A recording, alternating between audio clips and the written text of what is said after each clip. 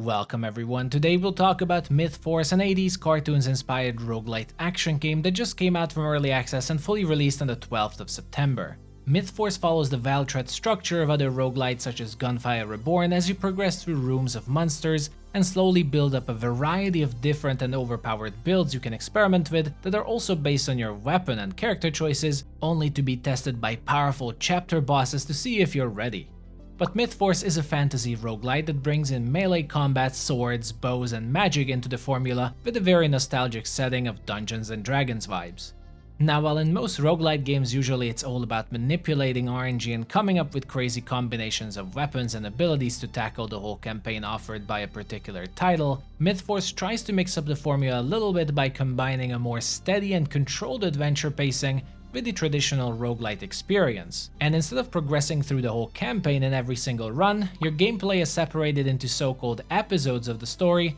which are relatively shorter burst sessions of 20 to 40 minutes each, where you always have to start from zero, and is possibly one of the more controversial parts of the game because of that. Keep in mind this video is an early look at the game and I won't be introducing all the later mechanics you unlock, and we will revisit those parts in another 100% full review of MythForce later once I finish the game. The gameplay is fairly straightforward. You currently have 4 distinct characters to choose from in MythForce: a mage, a knight, a hunter, and a rogue. Each of them with their unique 3 abilities, and while they also have their starting weapons you can switch between on the fly, you can also mix and match these weapons, like making a magical build for the rogue or being a more melee mage. So far I've encountered mace and shield, magical books, bows, daggers, and even greatswords, but I haven't seen the whole arsenal yet. Combat is your usual hack and slash as you would expect from a title like this, with normal or heavy attacks, dodges, blocks, and perfect blocks, so there's nothing new or different about it, but in my experience it is a little bit glitchy at the moment of this video, as I've experienced multiple oddities in the gameplay,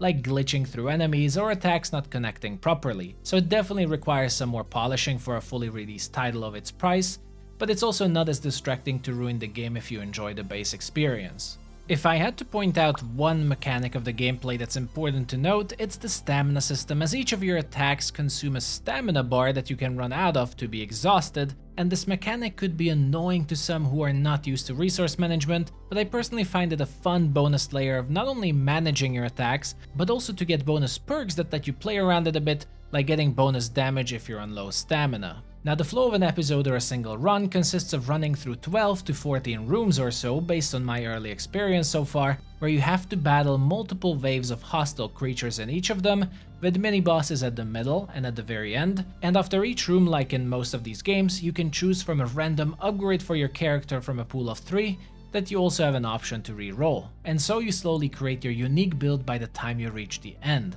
Between all of these rooms, you also have the chance to loot various treasures for meta progression and even find items you can equip for their unique effects, or if you were unlucky and didn't find any, you can encounter random shops where you have a chance to spend all that gold you have accumulated for items or some bonus powers. So as a short summary, gameplay progression consists of choosing perks between rooms, picking up items with unique effects, and either finding or purchasing special power-up orbs that give special effects and modify the core abilities of your chosen hero.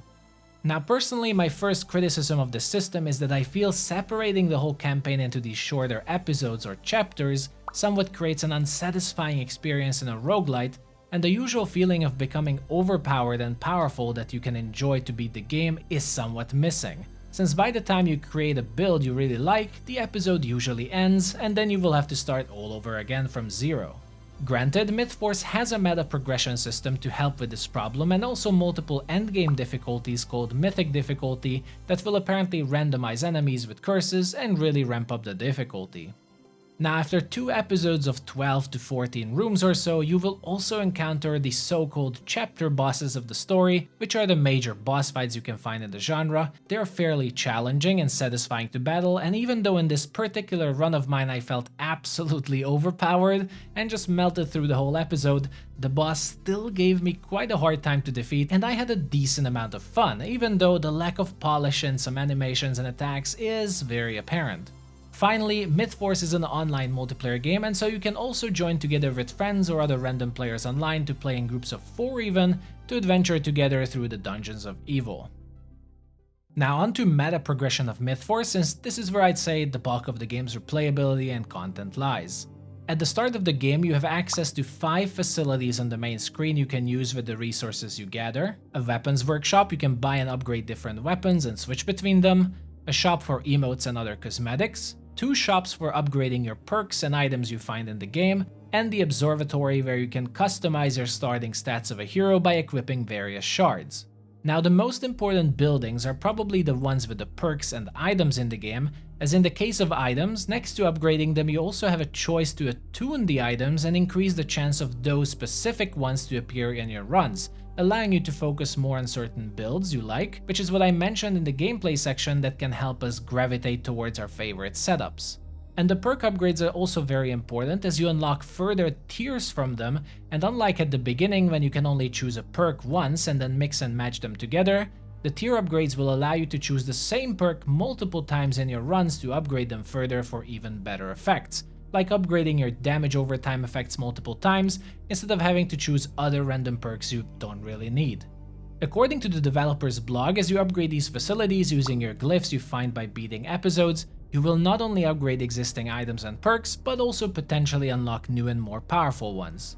To briefly also talk about the observatory, while looking a bit more complex at the start, it's basically a gem or socketing system where you can either use your low-level gems or fuse them together into higher rarity, and then equip them into sockets of your character's constellations for unique stat bonuses to specialize in certain aspects of the game, like magical damage or physical damage, critical strikes, or cooldown reduction. Then all of these facilities combined will be necessary to progress through the various endgame difficulties of MythForce, as once you've beaten the game first, you will unlock these so-called mythic difficulties that have multiple levels getting harder and harder, requiring you to specialize further and truly master your builds in order to clear the campaign and unlock all the challenges the developers set up for you. So on a surface level, those are all the progressions available at the start of MythForce and what you can expect to play with in the game, but once again, this is mostly what's available at the start for a quick introduction. A much more in-depth overview will be in my 100% review of the game.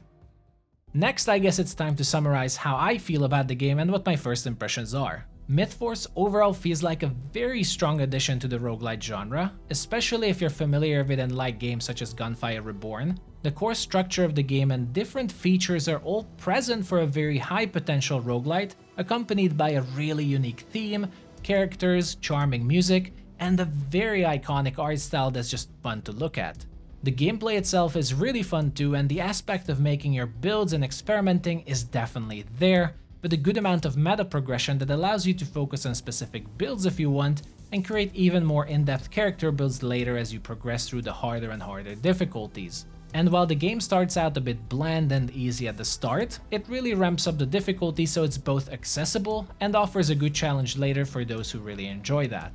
The heroes also all feel very distinct compared to each other, and while sadly they don't seem to have their own perks and items at the start, they definitely add a lot of variety to the game, and I would even expect characters are going to be the main way the developers can further expand MythForce through updates and future content, and I'd say that's also a pretty good strategy to keep the game like this one alive and refreshing. The maps and enemies are also all really cool and well designed, and while I've already read some Steam reviews complaining about the game not having enough levels, it actually has 3 full chapters totaling 9 episodes, each of them with 12 to 14 rooms that last like 40 minutes to complete, which I would say is pretty standard for a new roguelite and properly competes with games such as Hades or Gunfire Reborn, where the latter also only had 3 full acts until its first major update. And since I mentioned updates, that's also why I think MythForce has really high potential, since it already has all the important features available in the game to make it really fun and successful in the long run. Now it just needs all the time and further post-launch development to add all the content and expansions that the games it's competing with